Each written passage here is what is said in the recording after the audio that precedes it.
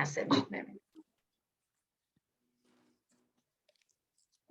Hi, I am so happy to be on here with all of you super smart people. It's really great to see your faces.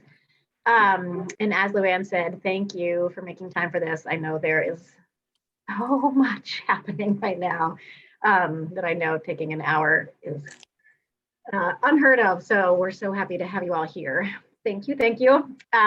So we wanted to, first of all, welcome you. And I just want to start by saying that you all are really powerful people. We're going to be talking in the next few minutes here about all the things that are in motion in the legislature right now and our legislative agenda. But I just want to start by saying that your voices are already being heard in the State House. And you all have a really important role to play in making sure that policy that gets passed in this state is well informed by the voices of the people who are going to be most impacted, which is you all and the children and families that you serve. So thank you so much for being here. Thanks to those of you who are already raising your voices. It's working, and I'm so excited to unleash the collective power of all of you in the coming months in the legislature. So what Drake and I thought we would do with you is first just walk through the Let's Grow Kids legislative agenda for 2022. And some of you have heard about this probably more than you wanted to, and others may not have actually even seen it yet. So we're just going to do kind of a quick rundown of the components of what we're starting the legislative session asking for.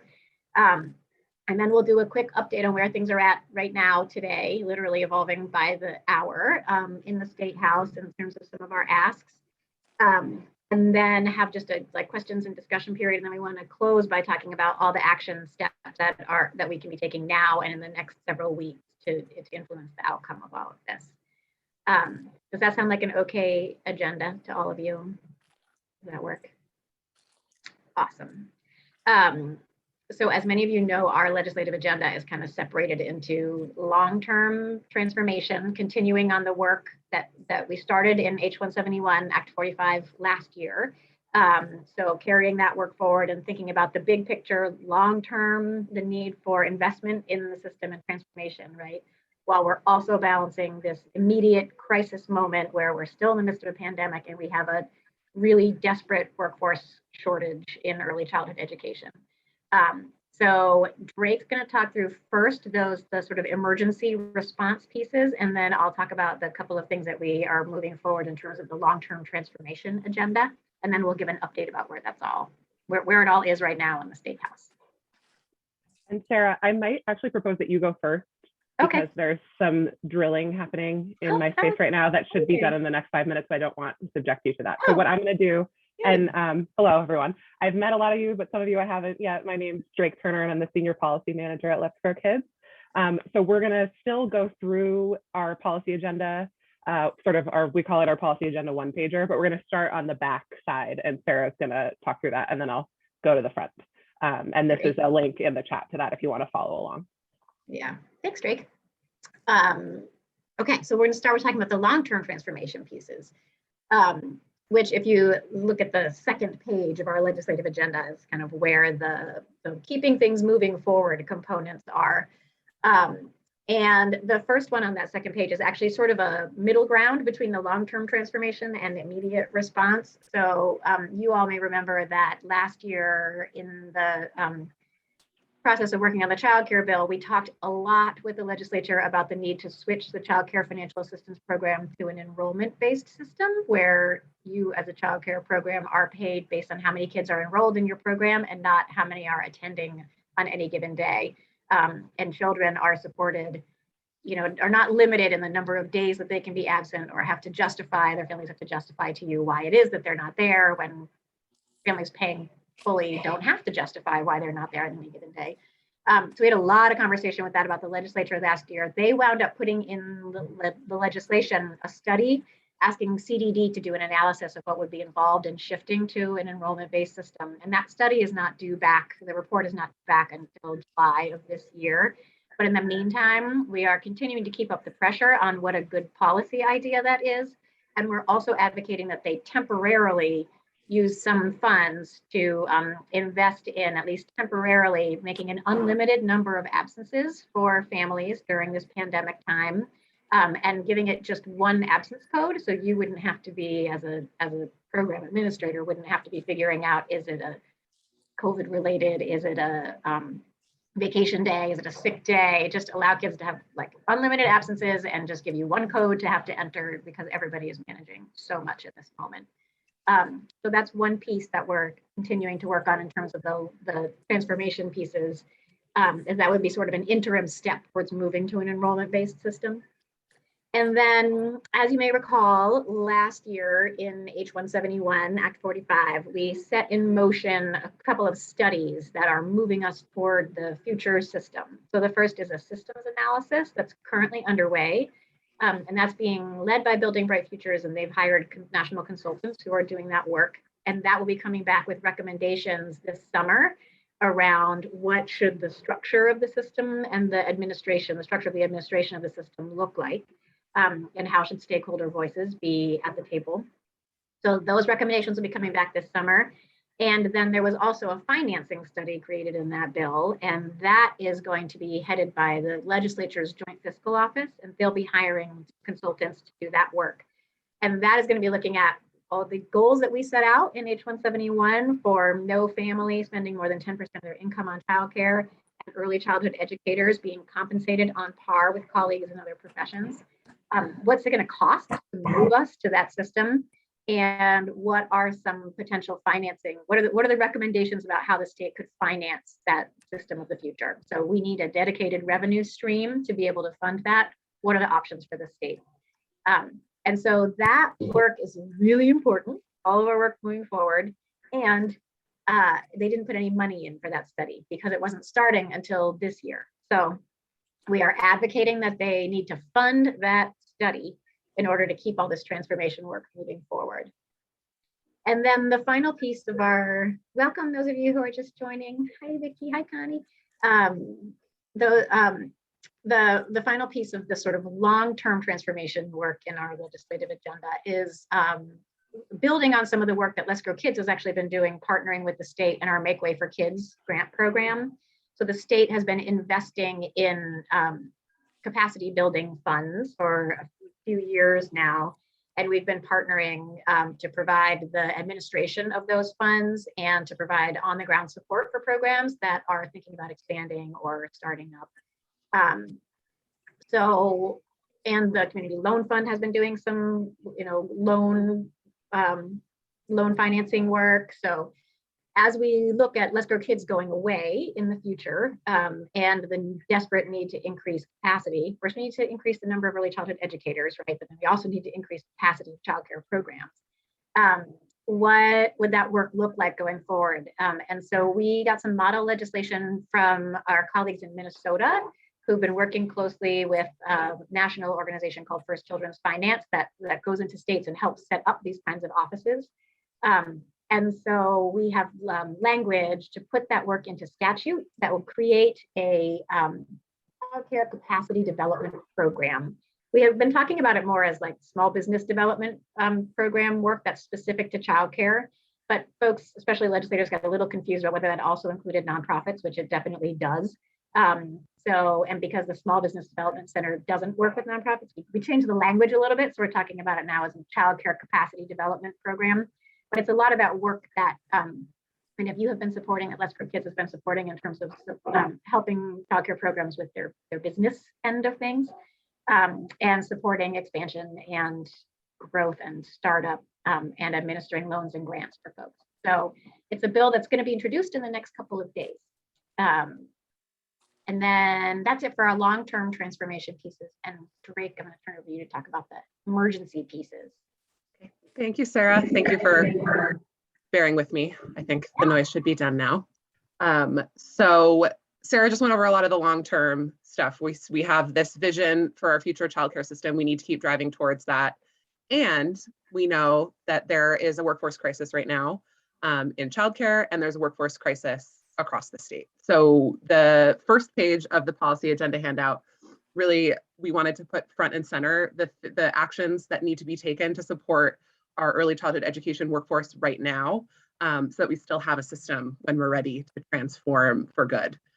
So we, I think starting last fall, if I'm remembering time appropriately, seems to all blur together, but we were able to have a lot of really deep thinking and conversations with a lot of you all, with a lot of your colleagues across the state about what we can do now with one-time dollars to support our early childhood education workforce, to support providers, and to support families so that we can step up in this moment and start to reverse some of the real stresses that are on the system right now because of COVID and because of the systemic issues in our childcare system.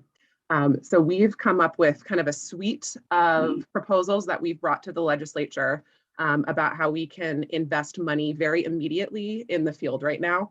And that is detailed in this front part of the handout that I've linked in the chat.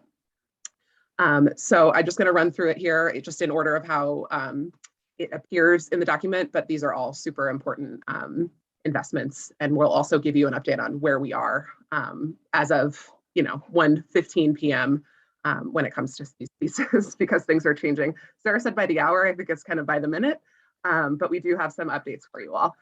So the first thing we want to make sure is happening in Vermont is there's a lot of discussion from the governor, from legislators, from folks in the community about making sure that we're recruiting and retaining our workforce, which is obviously very important across sectors, but we also know that we can't solve our broader workforce crisis if we don't have an early childhood education workforce that is supported. So we want to make sure that we have established and funded an early childhood education recruitment campaign. We've been speaking with the Vermont Association for the Education of Young Children about doing that. So we've talked to them about maybe $125,000 to start some of that work around, paying for someone's time to really implement that, technology solutions, marketing materials, how can we make sure we're getting the word out about this really important work for folks? And we also want to make sure that early childhood education recruitment is embedded into everything the state is doing around workforce development programs. This is such a priority and essential workforce. We want to make sure that the state is really addressing the early childhood education workforce in a comprehensive way. And then we also know that folks are really having a hard time staying in the field right now.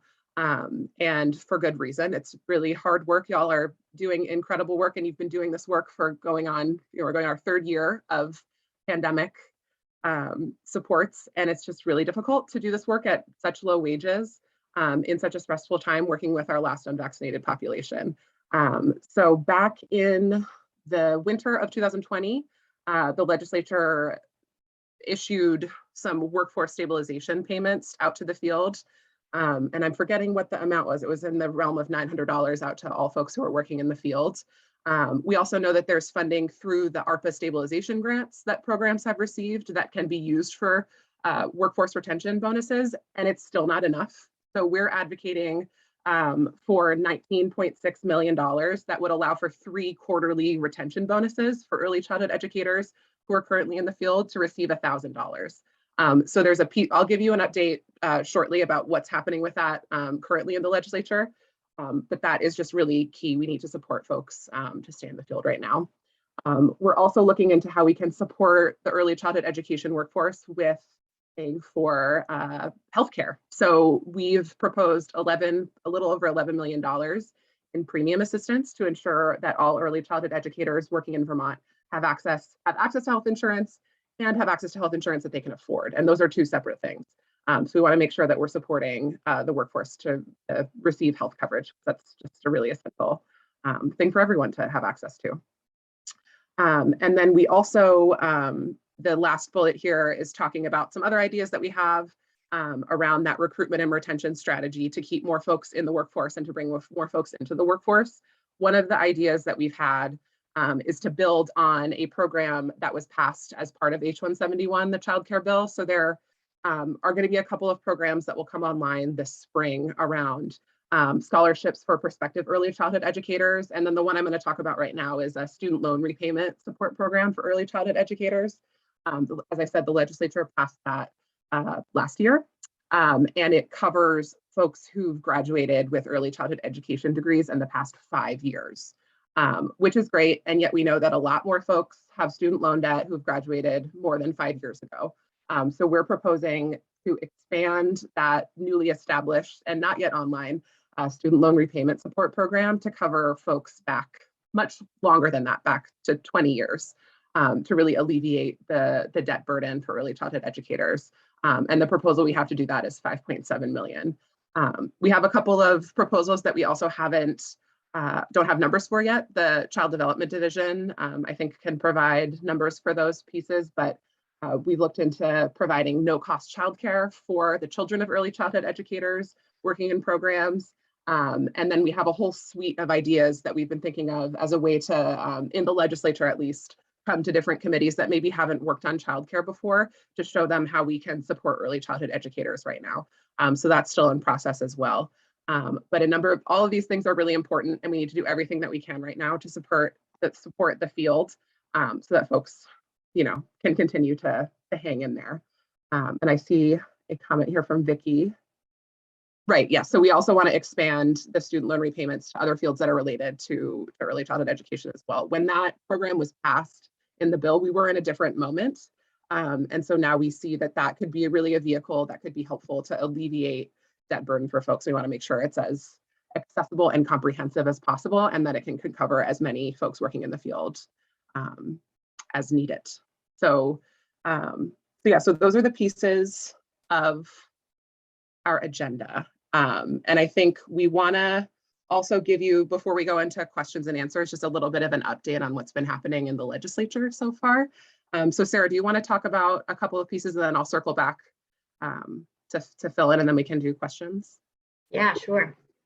So just kind of big picture, the course of the legislative session every year, they meet from January through May.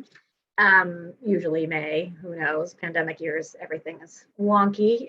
But the first thing that the legislature does every year is they look at the budget that they passed in the last legislative session. As you all know, the state fiscal year runs from July 1st through the following June.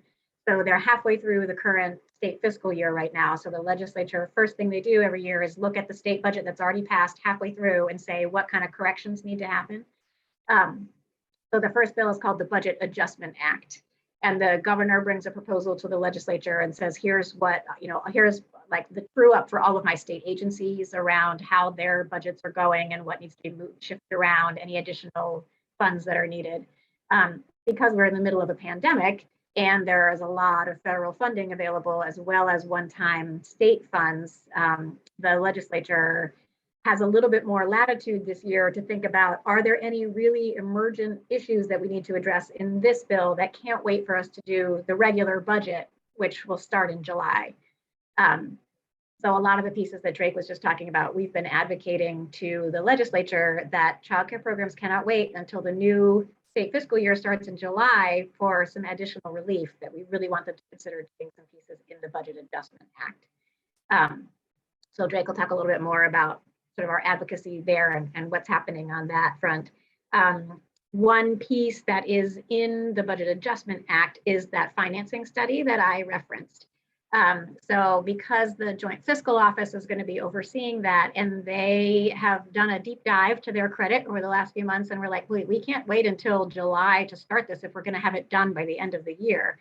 So they have actually gone, we encouraged them to go to the legislature, and they have asked for the money to be upfront. So that piece seems to be sailing right along in the legislature so far. 2 committees have weighed in support of putting whatever money the Joint Fiscal Office needs to do that financing study into the budget adjustment, the first part of that funding into the Budget Adjustment Act for them, and then to circle back in the budget once the Joint Fiscal Office has the consultant bids and we see how much exactly they need, then they'll do the rest of it in the regular budget cycle. So that's been really heartening, that we thought that was going to be a really big lift this year to get, potentially $500,000 allocated for a study. But so far, legislators are like, oh yeah, we said we would do that in the bill, and so we got to put the money behind it. So that's been really heartwarming to see. And then the other piece that I talked about related to the Child Care Capacity Development Program and putting something into statute there. We've been working with Representative Jerome, who's a representative from Pittsburgh, who is on the House Commerce and Economic Development Committee. And she is a big champion for childcare. She's been wonderful. And so she has put in a bill and with a number of co-sponsors that would establish that program in statute. And it will be, we have some work to do in the next few days to see where that bill will be assigned, but we're hopeful that it will go to the Commerce and Economic Development Committee for consideration, which is kind of an unusual committee for us. Usually we work with like the Human Services Committee or Health and Welfare. But because there is such a huge economic development component of childcare, that committee has actually been doing a really deep dive. And Michelle has actually testified to that committee before about the importance of childcare as an economic development strategy for the state. So that's where those pieces are at. And then Drake, do you want to talk a little bit more about the rest of the BAA pieces?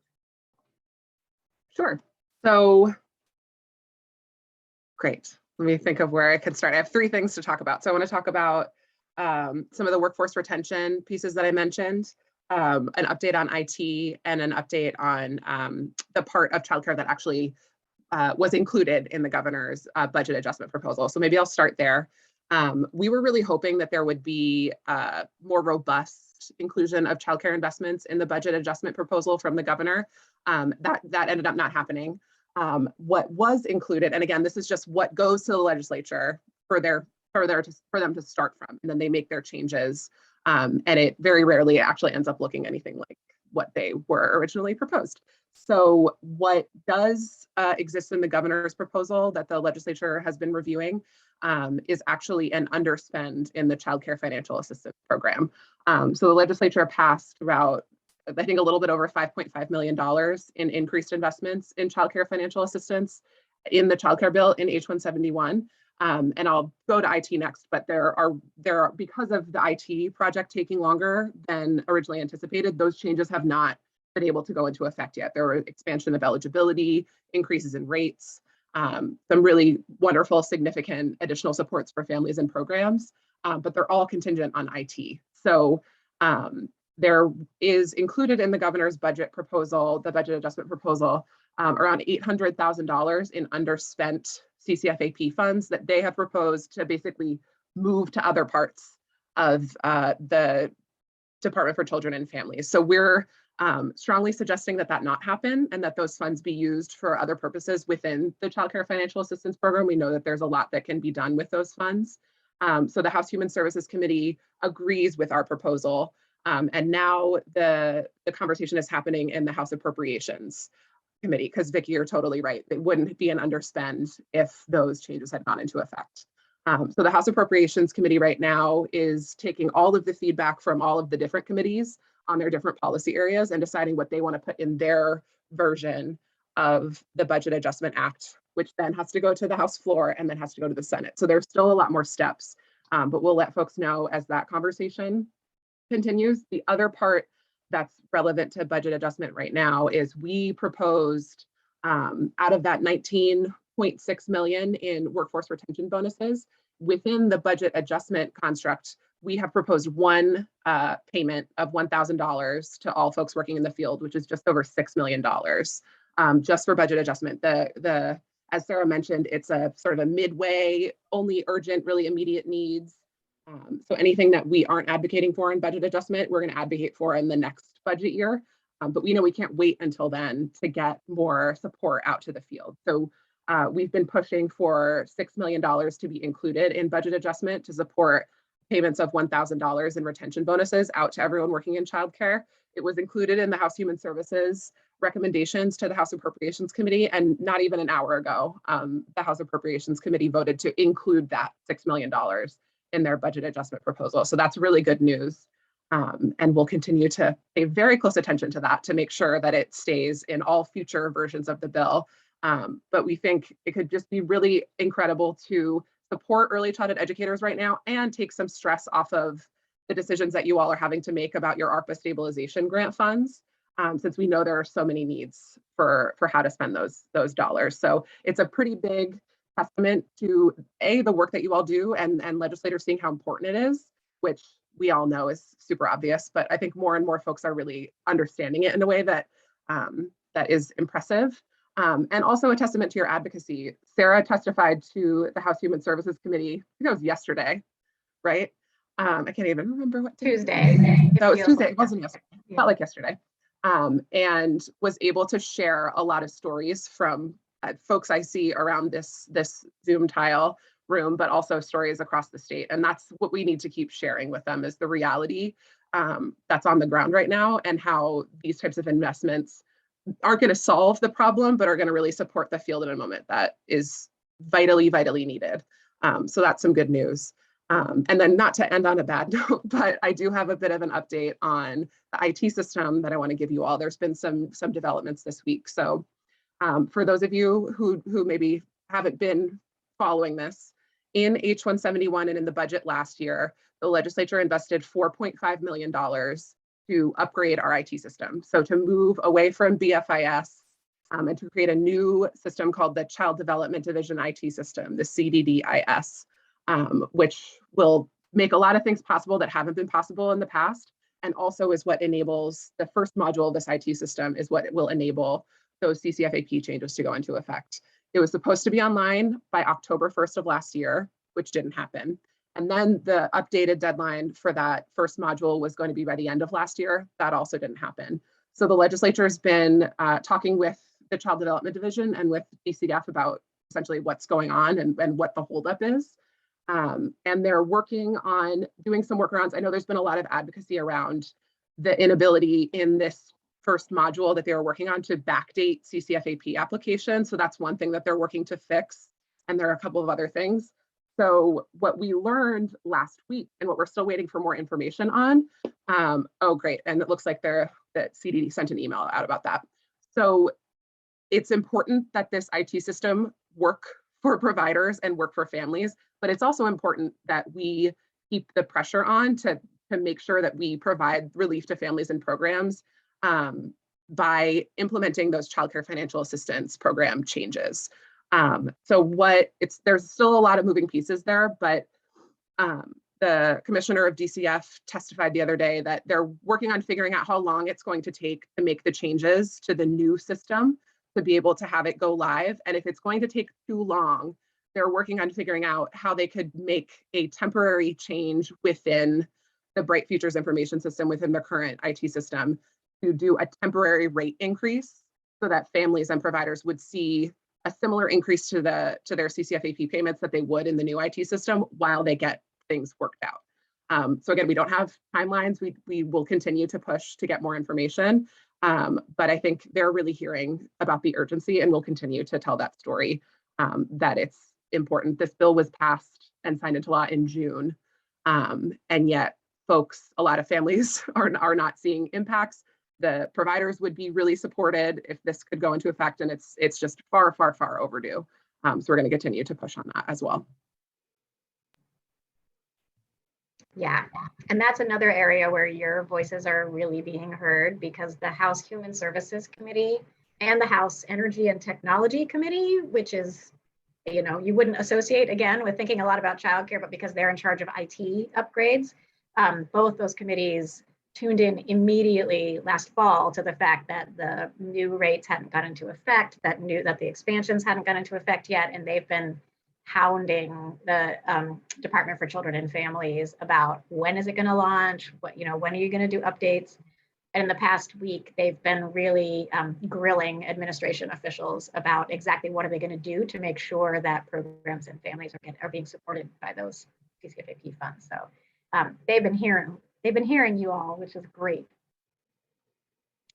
So, and I just wanted to reference, Vicki had mentioned in the chat that the House Speaker and the Senate President Pro Tem did a series of conversations this fall around the General American Rescue Plan Act funds, right? So there's the $47 million that was earmarked specifically for childcare in ARPA, and that's funding those stabilization grants, and there's some other discretionary funds that are funding some other components.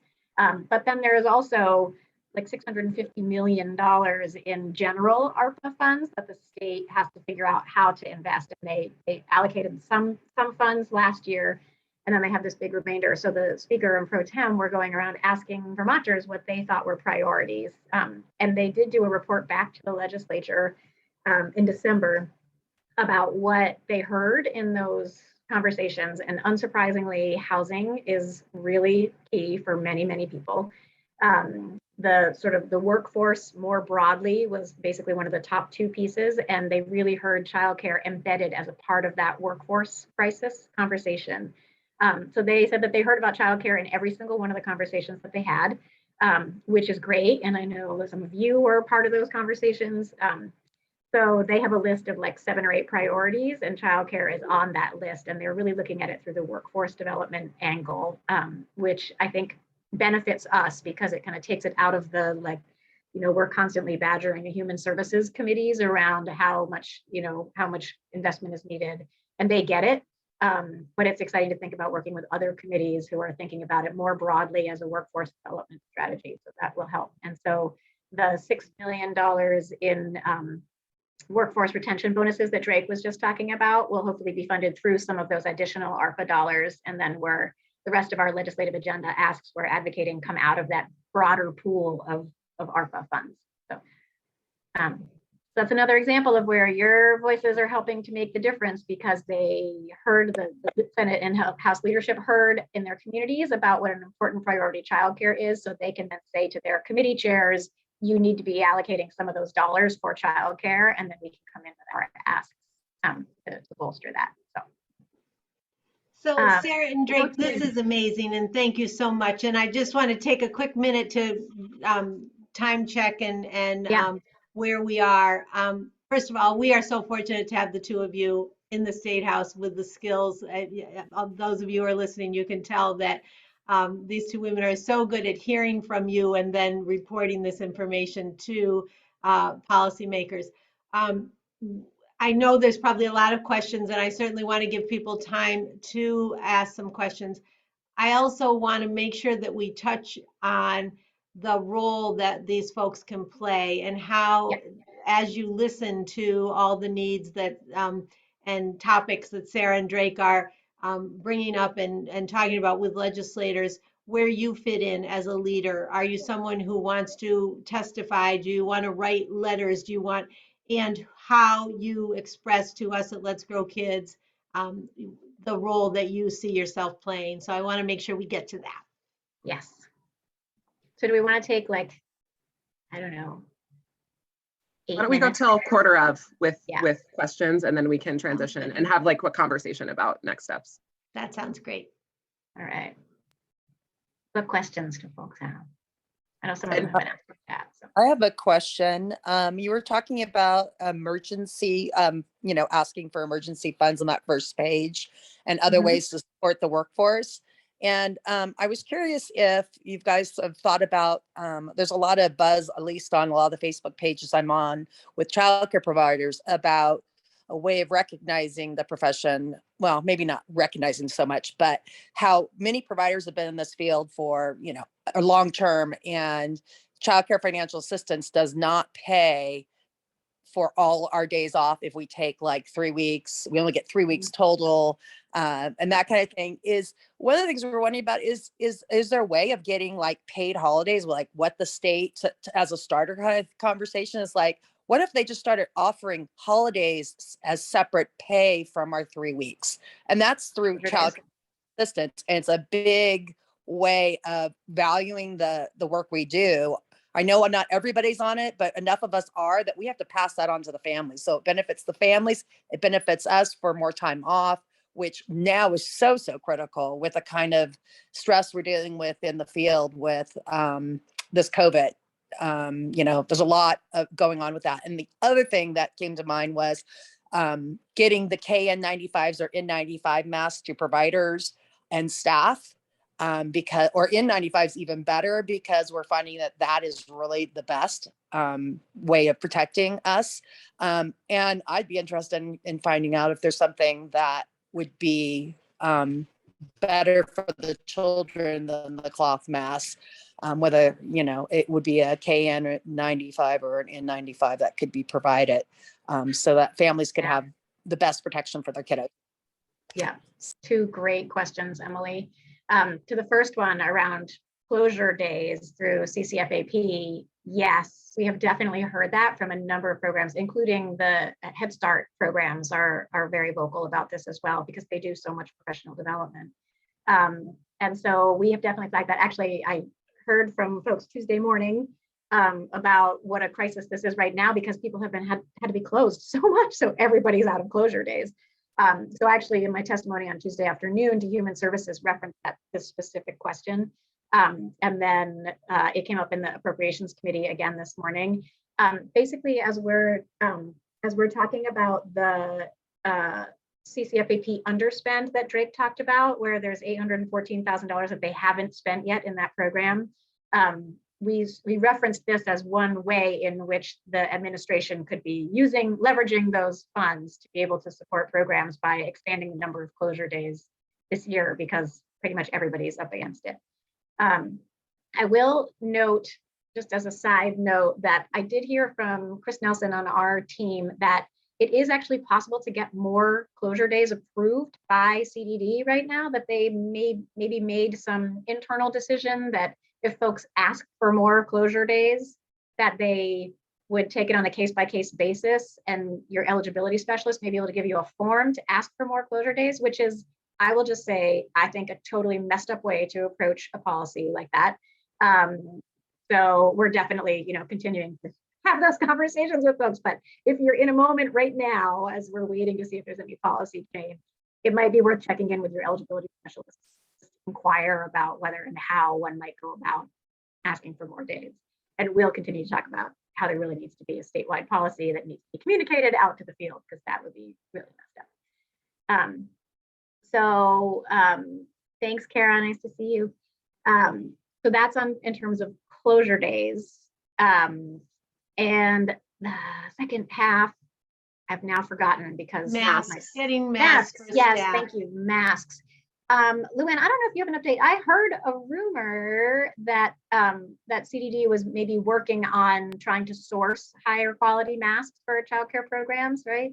Yes, I don't have anything more than that, but okay. I did hear that, yes. But I think that's another great message for us to be sending to the legislature. We're sort of broadly talking to them about how the biggest need right now is staffing, and it's hard to balance the need for staffing and the desire to, pay people more and figure out what kind of benefits you can offer, while also having to pay exorbitantly high prices for everything. So just the costs across the board have gone up, and masks, and PPE are a really important part of that, and not to mention rapid tests, and there are just so many needs that could be filled. So yes, I think it's a great thing to keep talking about, and we'll definitely keep, trying to figure out what CDD is working on. They are facing staffing shortages like many of the rest of us. Ugh.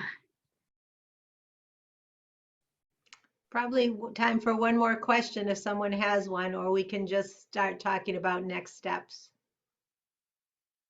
And for folks, Sarah and I do this a lot. We dump a lot of information onto people and then say, okay, what do you want to know? So if there are questions that come to you later, we are here. Please email us. This is a lot of information and we talk fast. So don't feel like you have to formulate all of your thoughts or questions in the moment. And don't feel like you're the first person to feel that way. Exactly. That's why it's being recorded, and you can always listen again for specific points. And yes, of course, reaching out to any of us, Sherry, Sarah, Drake, or myself, we're happy to help. So let's talk about, and certainly if other questions. Luann, I'm sorry. Vicki, did you have a hand up?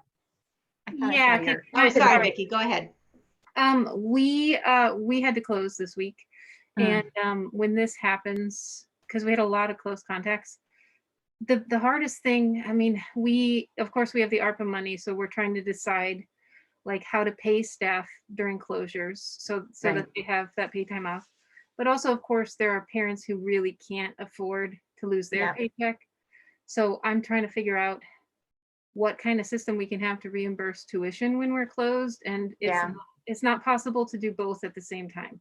We can't pay staff and we can't while we reimburse tuition. So I don't know what to do. I know that's down the line with H171 to, so that parents don't have to be paying so much. I don't know if there's any talk about that when there is a closure. There sure is. Yeah, Vicki, that's been a really key part of the conversation. And it's honestly, it's been part of what's driving our advocacy for the additional round of workforce retention bonuses for January too, is that because we had to have something really quick that could be set up very quickly, which is why we landed on the workforce retention bonuses. And part of that thinking is if the state is doing a round of really great retention bonuses, maybe you can be repurposing your stabilization dollars for that month to be able to support families. Because I know there are we're just in this moment where it's like this month, basically, there's huge needs for staff, and families are also feeling the pinch for sure. So yeah, Vicki, thanks for raising that. It's a really key point. And we'll definitely be wanting you all to help us talk to legislators about that.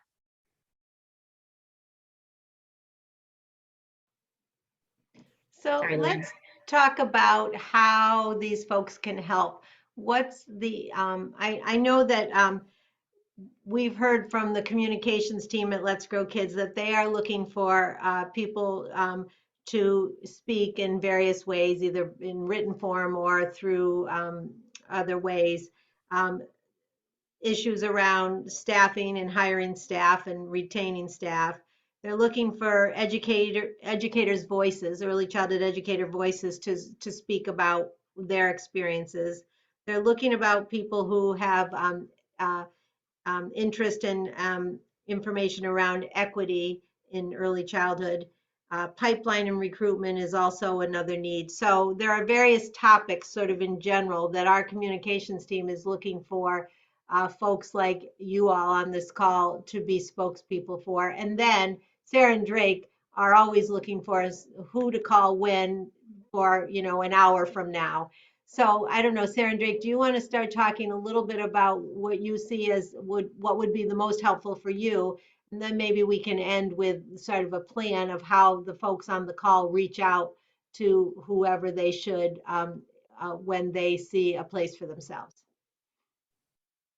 Sure, yes. So the very most basic first ask is if you haven't already signed on to our legislative agenda, do that. Maybe Drake can pop the link in the chat and you can do that right now and get that out of the way. I think many of you have already, but just in case, I start every conversation with, have you signed our legislative agenda yet? And then another ask that we have right now is trying to get every legislator to hear from folks in their community about the importance of prioritizing childcare investments. And it's really important that they hear from folks working in childcare about the staffing crisis right now and just how hard it is for childcare programs. There's definitely a sense, legislators get that childcare is really important. They get that we have a crisis, but they also have seen tens of millions of dollars invested in childcare from federal dollars in the last 2 years. So that every conversation with a legislator is like, well, what about that $47 million that came through in federal funds? Or, what about all the investments we made last year? And the message that we keep giving them is those were important and they made a difference. And yet things are harder now than they have ever been, even with all those investments. And that's the message that they can hear the most clearly from all of you is this is how those investments that you've made so far have helped. Here's what we've been able to do with those grant funds. And just like Vicki was just saying, and we're still in this moment where maybe we can provide some small bonuses to our staff with those federal grants, but we can't do that and also help offset costs for families who are paying for days that they can't use right now. Or we can't do the level of staff retention bonuses that we would like to do because our grant just isn't big enough for that and to offset the costs of tests and masks and cleaning products and everything else. So I think those stories are critically important. And so we have an advocacy form that we're using to for folks to contact their legislators. That makes it super quick and easy to send a note to your legislators. And I think for you all, because you're such accomplished spokespeople, even requesting a conversation with your local legislators can be really great. So they're, for the most part, they're really lovely people who really do want to know about what they've already done, what a difference things that they've already done are making, and what the ongoing needs are, because they really are trying to balance a million different requests for this federal funding and trying to figure out what the most urgent needs are. So hearing from you all makes a really big difference. So if it's reaching out directly to a legislator, with an email or asking just to get together, They love to do program visits. I know that's really complicated right now, but if it is a thing that you can do, I know Marcia had some legislators and administration officials visit the Y, and it made a huge difference for them to just see what things look like on the ground. Totally shifted the way they were talking about things right now. And it also gives just a longer opportunity to talk to them too. So, and then legislative testimony is another thing that we will definitely be, as Luann referenced, as the conversations proceed in the next few months here, we will have both opportunities to plan ahead and say, we know this committee is going to want to take some testimony about the workforce crisis. So we can put out a call to all of you and say, who's willing to, come talk to, well, it may be in person eventually, but right now it's all over Zoom, talk to a legislative committee. And it might be a really last minute thing too, right? So sometimes it's like, the conversation has taken a turn. Yesterday, we were like, are we gonna have to get 1 million calls into the House Appropriations Committee to tell them how desperate things are in childcare? We didn't have to in the end, but sometimes it's like, we need you to call call these 3 legislators today and tell them, or send an email to these people to just tell them how desperate things are. So Drake, what would you add to that? I would agree. And I would also say that sorry, I'm getting some echoing. We're here to support you. So if you want to start to think about what that story is that you want to tell, we can help you craft it. We can help you schedule a meeting with your legislators. We can come with you if that makes you feel more comfortable. That's our job, is to help lift your voices and make sure that people are listening. So I think this is a great time, still pretty early in the session, to really get organized and figure out what that message is, so that when it is, because it usually is, we need someone, tomorrow, that's honestly kind of a lot of lead time to testify. So we're happy to do as much of that work on the front end as possible and just work with you in partnership to make sure that you feel really comfortable being the incredible advocates that you already are. Those of you who were in the leadership circle activity in the fall, the stories that you recorded have been already used pieces of and have been amazing. So thank you. And if you remember, during that storytelling training we participated in, you tell your story over and over again and you tweak it and it gets better and it gets faster and it gets more concise and more targeted. And so that's one of the things, as Drake was saying, being prepared ahead of time. You might want to review your story, review other stories, and really sort of hone in on yours, so that when Sarah Drake emails you and wants you in an hour, you're ready to go.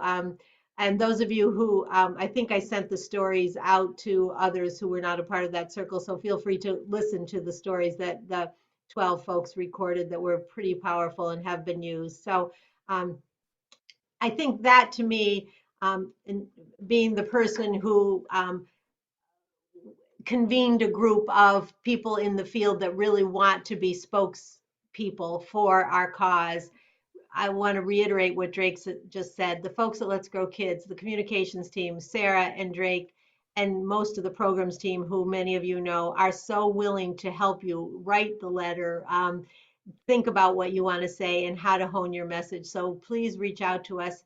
And any of us on this call certainly are the ones that you can reach out to, or any Let's Grow Kids staff. If you have right now, no, I'd like to testify, as Vicki already said, or I'd like to write a letter, or I am interested in this topic, please do that and let us know, and someone will get back with you and help you figure out how you can do it. Yeah. And I would just build on that by saying that I think right now, sort of in anticipation of this, I think this is what Drake was saying too. Even just taking a few minutes to draft for yourself a paragraph or 2 about how hard things are right now in your program. Will, like, basically any testimony that we give or any outreach that we do this session is going to be based in, this is what families are facing. This is what my staff is facing. This is what families are facing in my program right now. And then we'll build from that with, like, and here's the specific ask for today. So I know nobody has any minutes to spare right now. But as you're in that moment of like, oh, I can't, there's so much, just like writing it, even if just it's a stream of consciousness, we can totally work with that and we can help you form that into testimony. So, but it's those, it's the like, wow, here's the problem. It will form the foundation of pretty much any testimony we give this year, because that's what we need them to hear, is how it's really still so hard. Yeah, and it feels kind of freaky and scary to think about the prospect of having to talk to legislators about your story. Then we can also help you work through that, because they're just people, they're overwhelmed, and they need to hear from you, and they want to hear from you. So there's a lot we can talk through it, and if you're interested at all, even if you're a little freaked out about it, just talk to us. We'd love, whether it's me or Luann or Sherry or whoever, we want to talk to you about how to raise your voice, help you raise your own voice. We're not the voice. And sometimes a special guest. And sometimes we're looking for people to talk to media, and they're also people too. So we can help with that as well. And then I also Sarah so I'm just wondering, are we like, when we think about some of the things we're talking about are immediate, urgent, like those things, but we don't want that to be overshadowed by what we need long term. Mm-hmm. So any opportunity to talk to media or to talk to legislators or whatever, it's really important to probably also have a message of, this is what I need today, and then long term, this is what has to happen for the future. I think I sometimes worry. Yeah. I sometimes worry about the crisis is so bad right now, day to day, that that the long term investment gets overlooked. Yes, thank you, Sherry. It's an important clarification. Yeah, I think it's both and always right now, both and. Yes, we want to portray this visionary future, and as Sarah mentioned, also the piece about we have received a lot of funding over the past year, and we recognize that and appreciate that, and yet it's still not enough. It's like it is that balance between right now and always forward thinking, and the more professional and gracious and clear and concise and targeted we can be with the message, I think the better. So thank you for that. Well, it's just a little before 1 or 2. I know you have many things to do. Sherry, Sarah, Drake, any last points before we end? Just a huge thank you to all of you. Things are so bad in the universe right now. And I so appreciate you all still doing what you're doing. It's making a big difference. And the fact that you're also willing to manage all of that and speak out for bigger change is really, really important. We appreciate you. I'll just add that Allie's going to be featured on WCAX tomorrow, Friday. So that might be something to look up after or watch. I'm not sure. They have the news on for like 4 hours, so I'm not sure when, but it's in relation to everything that's happening now and in the future. So. And just for folks, I'm getting some great conversations with folks in the chat. If anyone wants to reach out to me, I'm going to put my email address in the chat as well. But Luann is an incredible resource. Sherry, all the folks at Let's Grow Kids are as well. But if anyone wants to get in touch, please do. And again, we're just trying to just be an extension of the work that you all do already, and communicate about how important it is, how much we need to prioritize it, and to get just as much understanding in the legislature and then action on that understanding to really, step up and address the crisis that we're facing now and build to that long-term transformation. Because we're never going to fix any of this until we really look at a systemic and visionary solution. And we're super committed to doing all of the things that are needed now and in the future. Thank you. What a way to end. Thank you, Drake. That was so well said. Will be, as soon as the recording is downloaded and on YouTube, I will get it out to you. Share it with your colleagues, and we will definitely be in touch. And please be in touch with any of us. Yeah. Thanks, everybody. Have a good afternoon. Thank you all. Have a great day. Bye. Thank you. Bye.